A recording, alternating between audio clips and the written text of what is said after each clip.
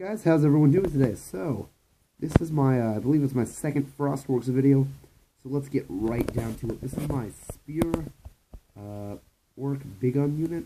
They kind of look like they have halberds. That's what I kind of went for, except I don't think I can give them halberds legally, so we'll call them spears. Yeah, so let's get right down to it, starting off with the champion. Let's see him. So here's the champion. Let's get a better view on that. Boom shakalaka. Alright, so he's pretty cool. I like what I do with him. So the head is the normal, like, sorry, my hand is shaking because it's cold outside. Just out there feeding some horses. So anyway, you can look at him. You'll see that has the normal head of the big boss. Not big boss, the orc, whatever he calls the one who leads the unit. The orc champion, how about that? So, he's pretty normal, except for one thing, which is he has a beard. You can kind of see it hanging off right there. It's right under his chin, and that's from the Ogre Stonehorn set. So yeah, that's him. Here's his weapon. It's a little bit bloodied up. So yeah, that's him. He's got it. Oh yeah, by the way, I green stuffed over his original Lizardman skin, because I felt like they wouldn't really have access to those, because I want them to be kind of a remote tribe. And there's Little Rock, just for fun. So, yeah, let's go on to the other command. Next up in the command is indeed the standard. The standard, it's a shame, right? Because Savage Orcs only get one standard, and it's a totem. And you can't really do much variance with a totem. So I took a spear right there, I cut off the bottom of it, and decided I would do a pretty weird job of green stuffing on a little wolf pelt or bear pelt. And the paws are wrapped around what was once the big chopper, and there's the paw print and a wolf head, and just some runes there, so that's him. I like him a lot. Oh. Even though, you know, it's not the best job in the world. His hand keeps on falling off. Oh, not even looking at him. His hand keeps on falling off. You can kind of see right there. So he's a little bit of an issue, but, you know, he's my issue. Moving on. The same issue with pretty much all units in Warhammer is the fact that they don't have, like, very much variance in, like, command, right? So you'll have, like, a drummer, a horn, and that's it. Or standard in his case. I just looked at him. But in this guy's case, right, it's, I don't know, I like variants, so I decided I would make a drum. And a drum I made. So I took little bits from, they have these weird gauntlet things, right? So I just took those bits and surrounded a chunk of green stuff. And, yeah.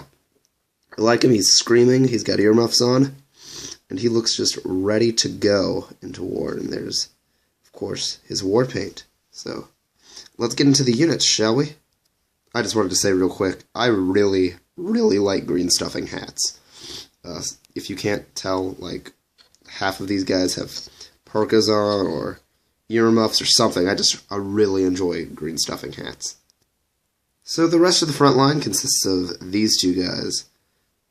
And when I was kind of making their halberd/spear things, I kind of noticed that they all looked like faces. So I kind of played up on that. I like to think they're like ancestral, maybe. I don't know, something tribal-wise. But he is. I love war paint too. I was just talking about the hats. Love war paint too. So yeah, I went crazy with these guys. Blue Fist, of course, because they're the blue-fisted wog. And bubbles going off him, little circles I should say. And I green stuffed on like a poncho or like a sash almost, and you can kind of see the scarf wrapped around there. So I really liked that. And then of course his brother in battle right here. There's his weapon. It kind of looks like, oh no, you know, kind of screaming. And his war paint. Sorry, it's shaking a lot.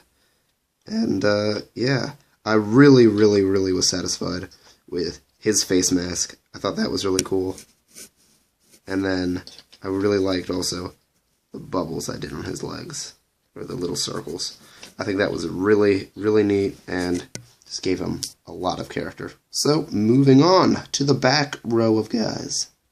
So we're going to move right to left because the guy on the far left is something a little special. I don't know why I made him special, but he's special. So let's start off with this guy right here. Boop. So first off, this guy is pretty fun. He kind of looks like he has an axe blade shoved in between his spear there. And let's change the light. Let's move him back into the light. So yeah, that's him. He's pretty fun. Gave him a hat, of course. Need the hats. And then covered up some stuff I wanted with some fur. And there's a little G on his back for Gork. Not that they would know how to spell. And yeah, and if you look like on there, even some war paints on his tool. Because I felt like it. So yeah. Next up is this guy jumping. I like his war paint on his face. Just because it's, you know, it's war paint, right? And it's kind of like a Braveheart inspired thing, right? It's like the quarters of his face are blue.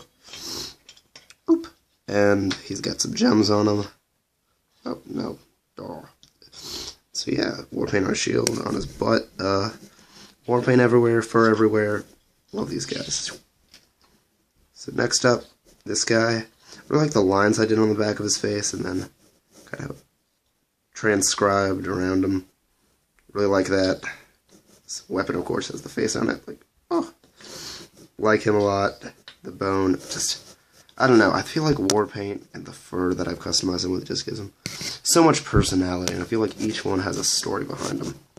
And, I don't know if I'm, yeah, I feel like, I don't know, I just like thinking of these guys around a campfire after a raid. So, next up, second to last guy, but not the least, of course, is this guy right here. This guy, I did something a little different with him. I gave him pants.